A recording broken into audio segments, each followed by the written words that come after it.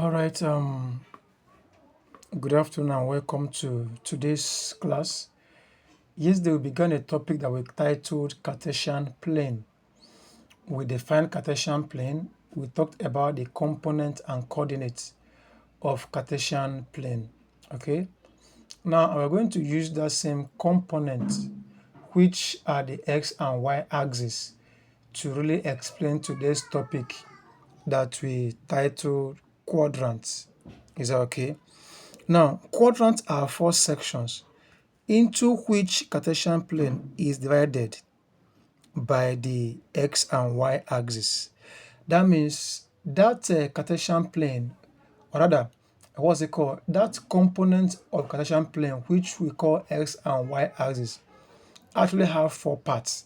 So those four sections, okay, into which x and y axis are being divided into are called quadrants.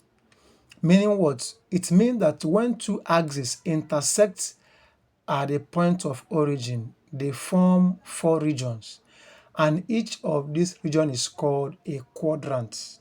Okay? Those regions, those four sections, those four parts are called regions. Is that okay? Good. Then having known this, now how do we arrange those quadrants? And here we come into arrangement of quadrants. Arrangement of quadrants. Arrangement of quadrants. Is that okay? Okay. Now, arrangement of quadrants. Now, it means which one should be the first quadrant, the second, or the third quadrant. Since we have four parts, how do we go about it? Okay.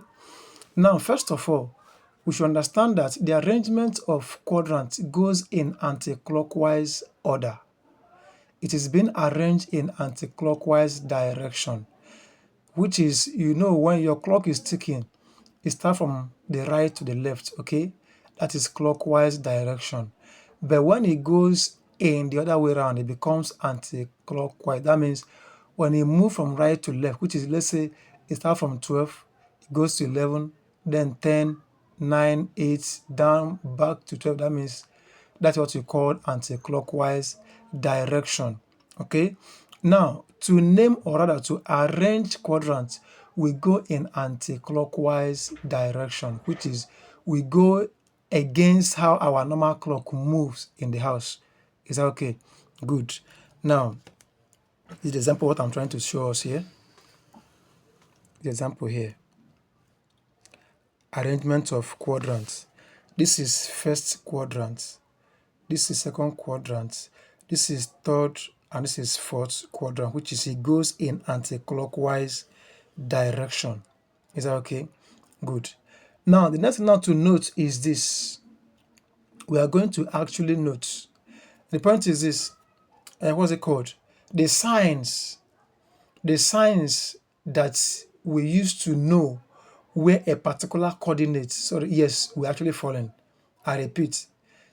Now, what are the signs that each quadrant carry? As in, when you plot a particular coordinate in Cartesian plane, with respect to the sign it carries, on which particular quadrant will that coordinate fall in? Yes, they will discuss coordinates. For instance, if I move on this x-axis, let's say I move 2 points, which is I move from 0 to 2. That I move along y-axis, let's say I move from 0 to 3. All right. Now the place I can trace, or the place where the point 3 and point 2 meet, is called the coordinates. Okay. So where I trace x2 and where I trace y2, if I trace them, where they both meet is called my coordinates. All right. Now, if I give a particular coordinate, okay, on what particular quadrant will they fall into? That becomes the next thing we are actually going to learn. Is that okay? Now, at this point, let's say when x is positive, y is negative, in which quadrant will it actually fall? when both x and y are positive, where will it fall into? When let's say x is positive, y is negative, where will it be? Now, what when both are negative? In which quadrants will it be found? Is that okay? That becomes the next thing to actually note. Now, it's going to actually give you a little time to actually memorize. Okay. Now, first of all, here is, or if I at this very first quadrant, all right, any coordinate at all, I will actually be, what's it called? In this place now, it's going to be positive, positive, all right. Second quadrant here means both x and y are positive. Now in this place, when x is negative, y is positive, it's going to fall in this side. Is that okay? Now, in this very quadrant here, when x is negative, likewise y, it falls on the third quadrant.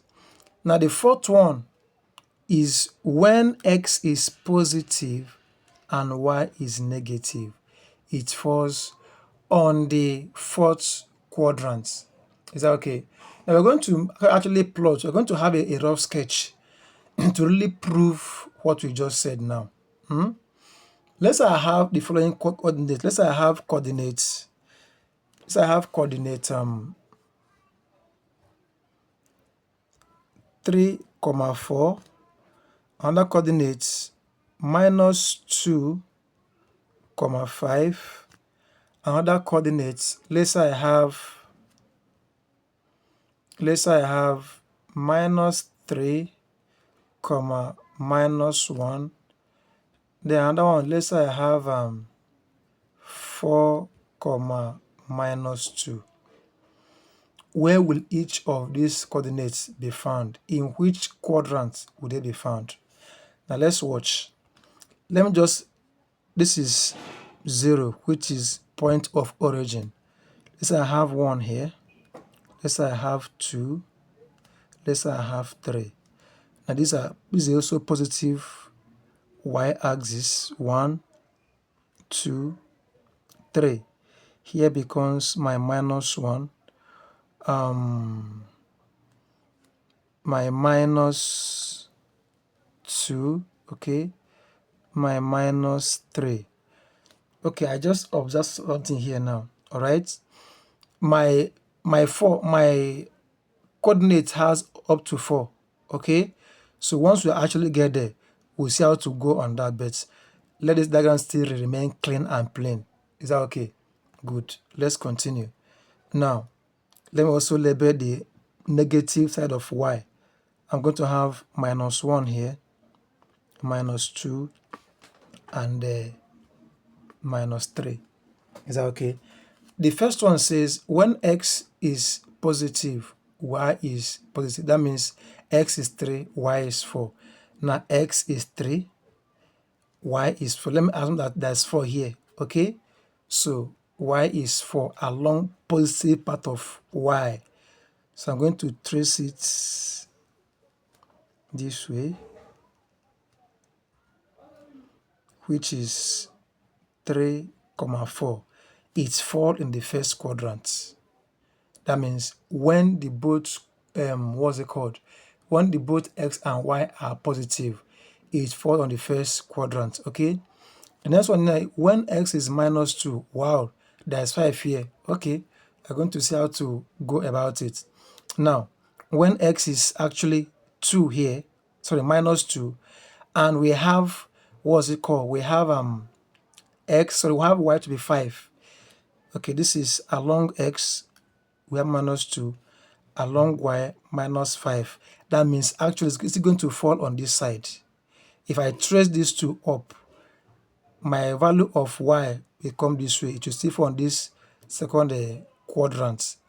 Now, the third one is when x is -3, y is -1. X is -3, which is here. This is x being minus 3, y is what? Minus 1. If I trace it out to meet with minus 1, they both fall at third quadrant. Is that okay?